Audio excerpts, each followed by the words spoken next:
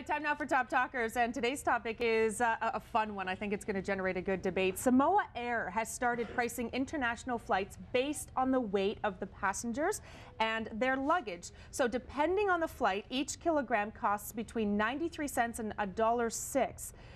We want to know what you think about it, so certainly let us know on our Facebook page. Give us your take. There we go. We can see some biz. There's a passenger getting onto a scale to weigh and confirm her weight and her luggage's weight as well.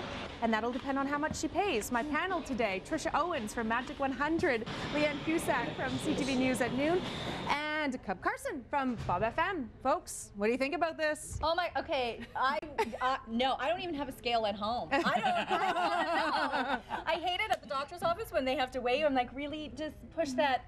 No, I don't like it. What do you think, Leanne? Well, actually, I don't know. It's sort of one of those examples where the size of your bottom really does affect your bottom line. You wouldn't be able to reach. She's been waiting to say that all morning. Well, actually, I don't know. I've thought, well, I've been in the lineup and I thought, is my suitcase 52 pounds? Right. And then I've looked at the 6'5" guy in front of me with a carry-on, and I thought, he's made up that extra weight in his body. Is it fair? It's very interesting that Samoa is a country where obesity rates are some of the highest in the world. Yeah. Right. So it's interesting that this initiative came out of there. But I know that the scale, I don't own a scale either. Okay. And the scale thing sounds like it's a violation, but really, any commercial travel right now is. Have you had the pat down? I have had the pat down, and sometimes I encourage it actually. But but seriously, like, people got to realize this isn't like a 747. This is a small island hopper kind of plane. Something that you might fly, say, if you're going down to Toronto for the weekend or something, right? So I think in this case they have to, but there's that morality kind of thing. Like when you're standing, like, you put your suitcase up and then you step on the scale. So you got to stand there in front of everybody, like, ladies and gentlemen, I implore you. And then what happens? Do they have betting on the side? Well, how much does he weigh? Yeah. How much does she weigh?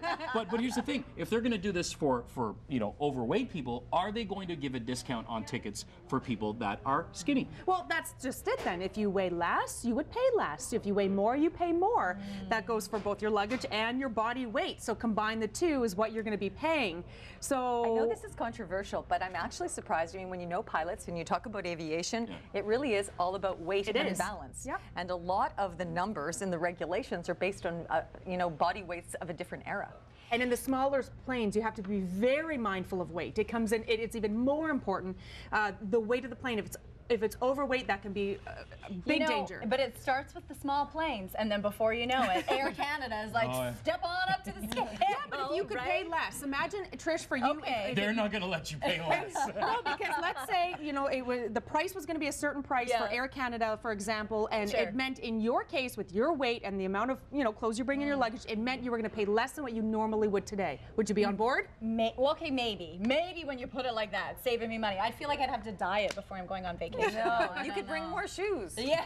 Well, that's the thing. How does that shift off? Because I mean, by and large, women in general, when you do go on vacation, you pack usually 2 to 3 times the amount as men do. You're starting a fight. But I'm just saying, like, is this what's going to happen? Are you going to start having fights in the airport because the wife in the relationship has 3 suitcases and the husband only got like the one bag, and half of that stuff is filled with his wife's stuff. So I don't know. I'm just saying. Maybe there's some stories here that we need to avoid. We don't travel much. But what about if you're very tall? If you're 6'7", you're going to weigh a little bit more than someone who's 5'7". So Will there be height restrictions now? Well, we're not talking height restrictions, but naturally someone who is taller is going to we a little bit more than someone who's shorter. I'm still in shock. Oh, sorry, Cub. I just cannot believe that you tried to imply that women have more baggage than men. No, luggage. You're the one going on about the emotional baggage. It's not.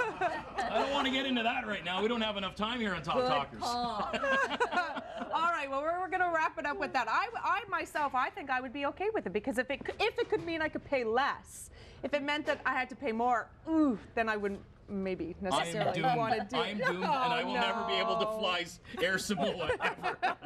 Did you have a flight booked? I better check, actually. All right, that's Top Talkers. Thanks very much to my panel today.